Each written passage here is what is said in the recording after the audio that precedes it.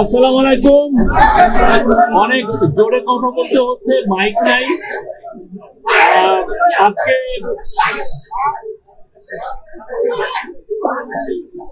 আপনি জানেন, দ্বিতীয় দিনের মতো পলিটিক্যাল পার্টি লিডারদের সাথে আমাদের চিফ অ্যাডভাইজার প্রফেসর মোহাম্মদ ইউনূসের মিটিং হয়। আজকের মিটিং এ ওনার সাথে তিনজন উপদেষ্টা ছিলেন। ফারুক আজম সাহেব ছিলেন উপদেষ্টা liberation war affairs. AFM Khalid Hossain ছিলেন, উনি এলডিএস উপদেষ্টা, এবং ইন্ডাস্ট্রি উপদেষ্টা আদিলুর রহমান খান ছিলেন। তো আজকে আপনি জানেন যে আজকের মিটিং কালকের এই মিটিং এর একটা কন্টিনিউশন। এই মিটিং এর মূল থিমটা ছিল যে এই পার্টিগুলো আসলেন, পার্টির যে লিডাররা তারা স্যারকে, প্রফেসর ইউনূসকে সমর্থন জানিয়েছেন, তার রিফর্ম, তার বিচার, এবং আমরা যে রিফর্ম করছি, আমরা যে বিচারের কার্যক্রম শুরু করেছি, এবং আমরা যে নির্বাচনের জন্য যে কাজ করছি সেইটার জন্য তারা তাদের সম্পূর্ণ সমর্থন জানিয়েছে। আর এট দ্য সেম টাইম তারা বলেছেন যে তারা আমাদের চিফ অ্যাডভাইজার এবং আমাদের যে ইন্টারিম গভর্নমেন্টের পাশে থাকবে। এটা ছিল মূল মেসেজ। আর অনেকগুলো বিষয় নিয়ে কথা হয়েছে, ইলেকশন নিয়ে কথা হয়েছে, রিফর্মের প্রোগ্রেস নিয়ে কথা হয়েছে। ইলেকশন নিয়ে কেউ স্যার আবারও জানিয়েছেন যে তিনি ইলেকশন ডিসেম্বর থেকে জুনের মধ্যে করবেন, এবং 30 জুনের ওই পারে যাবে না, ইলেকশনটা 30 জুনের মধ্যে হবে, উনি আবারও জানিয়েছেন, এবং এতে সবাই সন্তোষ প্রকাশ করেছেন। এই ছিল আজকের মূল মিটিং এর খুবই আমি সংক্ষিপ্ত সার যদি বলি, এটাই ছিল। আর স্যার তার ভাষণে দুইটা গ্রুপের সাথে ইন্টারাকশনের সময় কিছু কথা বলেছেন। তার মধ্যে আমি প্রফেসর ইউনূসকে কোট করছি, উনি যেটা বলেছেন, বড় যুদ্ধাবস্থার ভিতরে আছি। আওয়ামী লীগের কার্যক্রম নিষিদ্ধ হওয়ার পরে ডিস্টাবিলাইজ করার জন্য যত রকম ভাবে পারে চেষ্টা করছে। এটা থেকে আমাদের রক্ষা করতে হবে। তারা কিছুতেই মেনে নিতে পারছে না। বিভাজন থেকে আমাদের উদ্ধার পেতে হবে, ঐক্যমত থাকতে হবে। আত্মমর্যাদাপূর্ণ জাতি হিসেবে আমরা যতটুকু দাঁড়াতে পেরেছি এটা যেন সামনের দিকে যায়। সবাই একসঙ্গে বসাতে উনি বলছেন যে আমি মনে সাহস পেলাম। সুষ্ঠু নির্বাচন করতে না পারলে আমি অপরাধী অনুভব করব। আর তারপরে বলেছেন যে মহাসুযোগ পেয়েছি অভ্যুত্থানের কারণে ধ্বংস হয়ে যাওয়া দেশকে টেনে আনা। আওয়ামী লীগকে নিষিদ্ধ করার সঙ্গে সঙ্গে আর একটা যুদ্ধ পরিস্থিতি তৈরি হয়েছে দেশের ভিতরে এবং বাইরে, যাতে আমরা এগোতে না পারি, যাতে সবকিছু কলাপস হয়ে যায়, আবার যাতে গোলামিতে ফেরত যায়। এটা উনি বলেছেন। মানে যারা এই কনস্পিরেসি গুলো করছে তাদের ইন্টেনশন হচ্ছে আমরা যেন আবার গোলামিতে ফেরত যাই। আমি যতদিন আছি দেশের কোনো অনিষ্ট হবে এমন কোনো কাজ হবে না, নিশ্চিত থাকে। আমি যতদিন আছি দেশের কোনো অনিষ্ট হবে এমন কোনো কাজ আমাকে দিয়ে হবে না, নিশ্চিত থাকে। Thank you. এই ছিল। উনি বারবার বলেছেন যে জুন 30 পরে ইলেকশন যাবে না। আপনাকে ওনাকে ট্রাস্ট করতে হবে। এটা ডিসেম্বর থেকে জুন মাসের 30 তারিখ পর্যন্ত এর মধ্যে ইলেকশন হবে। ওই জুন মাসের 30 তারিখে জুলাই মাসের 1 তারিখে যাবে না।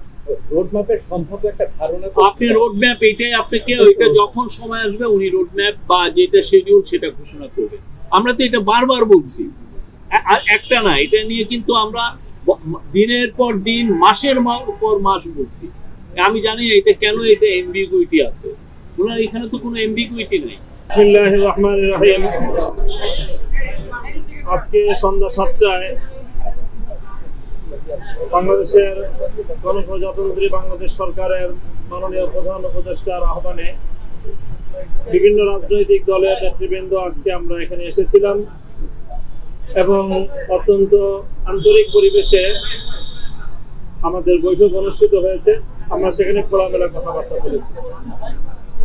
আমরা বর্তমান পরিস্থিতি, বিশেষ করে গত ৩-৪ দিন যাবৎ বাংলাদেশের রাজনীতিতে যে এক ধরনের অস্থিরতা, জনমানুষের মধ্যে যে উৎকণ্ঠা বিরাজ করছে, সেই জায়গা থেকে আমরা প্রধান উপদেষ্টাকে অনুরোধ করেছি যে কোনো অবস্থাতেই পরিস্থিতি যাই হোক না কেন, তিনি যেন মাঝপথে হাল ছেড়ে না দেন। প্রধান উপদেষ্টা আমাদেরকে ব্যাপারে আশ্বস্ত করেছেন যে আমরা যদি সকলে তাকে সহযোগিতা করি, তাহলে তিনি চলমান এই যে সংস্কার প্রক্রিয়া, এই সংস্কার প্রক্রিয়ার একটি পর্যায়ে নিয়ে দেশ এবং জাতিকে একটি গন্তব্য পর্যন্ত পৌঁছে দিয়েই তিনি তার দায়িত্ব ক্ষান্ত করবেন এবং একটি সুন্দর, গ্রহণযোগ্য, জাতীয় এবং আন্তর্জাতিক পর্যায়ে সকলের কাছে গ্রহণযোগ্য একটি নির্বাচন জাতিকে তিনি উপহার দিতে চান এবং সেই নির্বাচনের জন্য তিনি তার সর্বোচ্চ যে সময়সীমা তিনি বলিষ্ঠভাবে, স্পষ্ট ভাষায় আমাদের সামনে ব্যক্ত করেছেন, কমিটমেন্ট করেছেন যে 2026 সালের জুনের পরে 1 ঘন্টাও তিনি আর ক্ষমতায় অবস্থান করবেন না, ক্ষমতায় থাকবেন না। এর আগেই তিনি তার প্রক্রিয়া সম্পন্ন করে নির্বাচন দিবেন। আমাদের পক্ষ থেকে আমরা 3টি বিষয়কে গুরুত্বের সাথে উপস্থাপন করেছি। একটি হলো যে চলমান সংস্কার প্রক্রিয়া, এটা এই পর্যন্ত আমরা বলেছি যে এখনো পর্যন্ত সরকারের পক্ষ থেকে সংস্কার কার্যক্রমের কাঙ্ক্ষিত মানের কোনো অগ্রগতি আমরা দেখতে পাইনি। এই বিষয়টা আমরা আমাদের উদ্বেগের কথা জানিয়েছি যে এইভাবে অনিশ্চিত গন্তব্যের দিকে যাওয়া ঠিক নয়, বরং সংস্কার কতটুকু হচ্ছে, কতটুকু হবে, সেই বিষয়ে সুস্পষ্ট, অতি দ্রুত, অনতিবিলম্বেই সংস্কারের বিষয়টাকে জাতির সামনে স্পষ্ট করা উচিত যে সরকার কতটুকু সংস্কার করছে। যে বিগত যে ফ্যাসিবাদী আমলে যে হত্যাকাণ্ডগুলো সংঘটিত হয়েছে, শাপলা চত্বর থেকে নিয়ে শুরু করে জুলাই বিপ্লব পর্যন্ত, এই সকল হত্যাকাণ্ডের জন্য দায়ী প্রধান আসামিদেরকে, ফ্যাসিবাদী শেখ হাসিনা সহ তার প্রধান সহযোগীদের অন্তত নির্বাচনের আগে একটা নির্দিষ্ট একটা মেয়াদে, নির্দিষ্ট একটা উন্নতি, যেটাকে দৃশ্যমান একটা অগ্রগতি আমরা বলতে পারি, সেটা যেন সম্পন্ন হয়। এই বিষয়ে আশ্বস্ত করেছেন যে অতি দ্রুত ইনশাল্লাহ এমন একটি আমরা সংবাদ পাব, যার মাধ্যমে আমরা আশা করি যে ফ্যাসিবাদী আমলের এই খুনি হত্যাকারীদের অন্তত 2-4টা মামলায়ও বিচার কার্যক্রম সম্পন্ন হবে এবং অনতিবিলম্বে তার ট্রায়াল শুরু হবে এবং সেই ট্রায়ালের মাধ্যমে সেই বিচার সম্পন্ন হবে। এই বিষয়ে আশ্বস্ত করেছেন। আর একটা বিষয় অত্যন্ত বলিষ্ঠতার সাথে তিনি বলেছেন যে করিডোর এবং বন্দর ইস্যুতে দেশ এবং জাতির স্বার্থ বিরোধী কোনো কার্যকলাপ অন্তত তার দ্বারা সম্পন্ন হবে না। তিনি তার উপর আস্থা রাখার জন্য আমাদেরকে বিশেষভাবে অনুরোধ করেছেন। আমরা বলেছি যে এই সকল বিষয়ে, বিশেষ করে করিডোর ইস্যুতে, বন্দর ইস্যুতে, আন্তর্জাতিক যেই ইস্যুগুলো রয়েছে, সেখানে যেন সকল রাজনৈতিক দলগুলোকে সম্পৃক্ত করে সেই বিষয়ে রাষ্ট্র এবং সরকার তার সিদ্ধান্ত গ্রহণ করে এবং পলিসি মেনটেন করে। এবং আমরা এটাও বলেছি যে রাজনৈতিক দলগুলোর সাথে সরকারের একটা দূরত্ব তৈরি হয়েছে, যেখান থেকে জাতি একটা উদ্বেগ তৈরি হয়, সেই জায়গাটাতেও যেন আরো বেশি পরিমাণ এবং আরো ঘন ঘন রাজনৈতিক দলগুলোর সাথে যেন প্রধান উপদেষ্টার সরাসরি অন্তর্ভুক্তিমূলক এরকম বৈঠক এবং আলাপ আলোচনা হতে পারে, সে বিষয়টাও তিনি বিশেষভাবে আন্তরিকতার সাথে নিয়েছেন। আর আমাদের বিশেষ দলীয় একটা বিষয় ছিল হেফাজতে ইসলামের মামলাগুলো প্রত্যাহারের বিষয়ে। আমরা বিগত মে মাসের 3 তারিখ মহাসমাবেশ থেকে 2 মাসের একটা আলটিমেটাম দিয়েছিলাম। সেই বিষয়ে মাননীয় প্রধান উপদেষ্টা নিজে দায়িত্ব গ্রহণ করেছেন যে তিনি এই বিষয়ে সরাসরি তদারকি করবেন এবং আশ্বস্ত করেছেন যে এবার আর এই টাইমের বাইরে যাবে না, এর মধ্যেই ইনশাআল্লাহ মামলাগুলির বিষয়ে আমরা একটি বিহিত পাবো। সময় ক্ষেপণ যদি করেন উল্টাটা হতে পারে। উল্টাটা হলো পরিস্থিতি আরো খারাপ হয়ে যাবে, তখন আর কিছুই করার থাকবে না। হ্যাঁ, এই আমি বলছি এখানে আমরা ছিলাম, অন্যান্য নেতৃবৃন্দ আছে, তারা গণতন্ত্র মঞ্চের তারা সবাই আছে। আমাদের বামপন্থী এবং বাইরে নানান রকম ষড়যন্ত্রের মাধ্যমে গণ-অভ্যুত্থানের বিজয়কে নস্যাৎ করার ষড়যন্ত্র আরো পেকে উঠছে।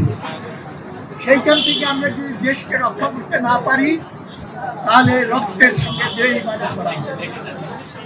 এবং এই কাজটা করার ক্ষেত্রে রাজনৈতিক দল হিসেবে আমাদের কিছু করণীয়, সেই করণীয়টাকে আমরা যেমন নিজেদের উপলব্ধি নিয়ে সামনের দিকে অগ্রসর হব, সরকারের উচিত হবে এই সহযোগিতাটাকে আরো ফলপ্রসূ করে, যাতে রাজনৈতিক প্রক্রিয়ার ভিতর দিয়েই আমরা সামনের দিকে এগিয়ে যাওয়ার পথ প্রচলন করব। এই ক্ষেত্রে একটা প্রসঙ্গ এসেছিল যে রাজনীতিবিদরা এখন জনগণের কাছে, জনগণের বিচারে রাজনীতিবিদদের সম্পর্কে বা রাজনীতি সম্পর্কে একটা বিরূপ মনোভাব বিরাজ করে।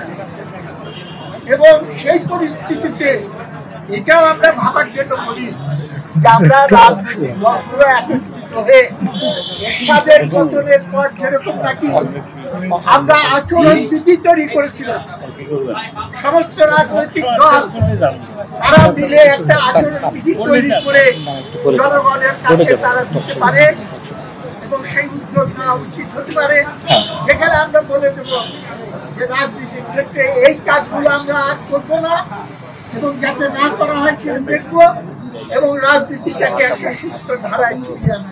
ঠিক আছে, আরেকটা প্রসঙ্গে আমরা বলেছি যে রাজনৈতিক ঐক্য আর ইউনিফর্মিটি এবং ইউনিটি, এই দুটো জিনিস আছে। বহুদলীয় রাজনীতি, গণতান্ত্রিক ব্যবস্থা যদি থাকে, মতের তারতম্যতে আমাদের ভীত হওয়া উচিত না, করা উচিত, কিন্তু কোনটা কার্যকরী হবে সেটা নির্ধারণ করার দায়িত্ব হলো জনগণ, এবং জনগণকে সঠিকভাবে তার মতামত যাতে প্রতিফলিত হয় সেই জন্য প্রতিনিধি নির্বাচনটা অবাধ এবং সুষ্ঠু। আমাদের ভেতরে নির্বাচন এবং সংস্কার, এই দুইটার ভেতরে আন্তঃসম্পর্ক নিয়েও কথা হয়। আমরা এই অভিমত ব্যক্ত করেছি যে সংস্কার ঠিকভাবে অর্থবহ করতে হলে জনগণের অংশগ্রহণ নিশ্চিত করতে হবে এবং জনগণের মতামত নিয়ে সেটা করতে হবে। আমি বা আমরা যতই তাত্ত্বিক কাগজপত্র লিখি না কেন, জনগণের অংশগ্রহণ ছাড়া কায়েমি স্বার্থবাদীদের ষড়যন্ত্র এবং প্ল্যান নস্যাৎ করে আমরা কোনো কিছুই বাস্তবায়ন করতে পারি। সেই কারণে জনগণের অংশগ্রহণ এবং মতামত দেওয়ার জন্য যে পদ্ধতি অনুসরণ করা উচিত সেইটা হলো অবাধ নিরপেক্ষ এবং অবাধ নিরপেক্ষ নির্বাচনের জন্য যেইগুলো সংস্কার দরকার সেটা করে নিয়ে আমরা যদি জনগণের অংশগ্রহণে এই সংস্কার কাজে এগিয়ে যাই, সেটাই হবে এবং এবং এক চোটে সব কাজ আমরা করে ফেলতে পারবো এরকম ভুল ধারণা না নিয়ে আমাদের উচিত হবে সংস্কারের মৌলিক বিষয়গুলো জনগণের হাতে ছেড়ে দেওয়া, তারা সিদ্ধান্ত নেয়, এবং এই অন্তর্বর্তীকালীন সরকারকেই সব করতে হবে, তার কোনো মানে। এই সংকট বলতে উনি প্রধানত ভারতীয় আধিপত্যবাদের ষড়যন্ত্রের কথা বলেছেন। ভারতীয় আধিপত্যবাদ আমাদের এই পরিবর্তনকে একেবারে স্বীকার করতে চায় না, পারলে আমাদেরকে একদিনে ধ্বংস করে দিতে চায়, এবং সেই জন্য যা যা করবার দরকার সব তারা করছে, এই ছিল তার কথা। এবং এই জন্য উনি বেশ চিন্তিত। উনি চাইছেন যে এই জন্যে সমস্ত জাতির ঐক্যবদ্ধ হওয়া দরকার, রাজনৈতিক দলগুলোর মধ্যে ঐক্যবদ্ধ হওয়া দরকার, কিন্তু দিন দিন এই ঐক্যটা দুর্বল হচ্ছে, এই জন্য উনি চিন্তিত, উনি বেশ খানিকটা হতাশ। আমরা আমাদের পক্ষ থেকে বলেছি যে না, এই পোস্টে আমরা সবাই এক থাকবো। আমাদের ডিফারেন্স যেটা থাকবে, সালিম ভাই যেটা পরে বললেন যে যেরকম করে ডাইভার্সিটি অ্যান্ড ইউনিটি হবে, আমাদের মধ্যে মত পার্থক্য থাকবে, কিন্তু মূল জাতীয় ইস্যুগুলোতে আমরা ঐক্যবদ্ধ থাকবো, সেই বিষয়গুলো তাকে বলেছি। উনি মোটামুটিভাবে আশ্বস্ত হয়েছেন। আর একটা বিষয় তিনি বিশেষ করে বললেন হঠাৎ করেই, যে আমি সেদিন খুবই হতাশ হয়ে গেলাম আমার মিটিংয়ের মধ্যে যখন উপদেষ্টা পরিষদের সঙ্গে বসছি। আমার মনে হলো আমি এতদিন ধরে যেগুলো করছি এগুলো কোনোটাতেই সফল হতে পারবো না, সবই ব্যর্থ হয়ে যাবে, সংস্কারও হবে না, ঠিকমতো নির্বাচন করতে পারবো না। এই জন্যে আমি মনে করেছি আমার দায়িত্বে থাকা দরকার নেই। অতএব আমি ঘোষণা দিয়েছিলাম যে আমি পদত্যাগ করছি। কীরকম করে বাকিরা থেকে পার্সু করেছে, বাকিরা তাকে আটকেছে, পদত্যাগপত্র লিখতে দেয়নি, লিখলেও সেটা পাঠাতে দেয়নি এবং তাকে ধরে রেখেছে। আমরা আবার রসিকতা করে বলেছি, আমরা উপদেষ্টা পরিষদকে ধন্যবাদ দিচ্ছি। আমরা এখন চাই না, আমরা যারা বসি তারা সমগ্র জাতি চায় না যে এখন এইভাবে ডক্টর ইউনূস ক্ষমতার জায়গা থেকে বিদায় নিয়ে নিক, তাহলে আমাদের জন্য সংকটটা বেশি হবে।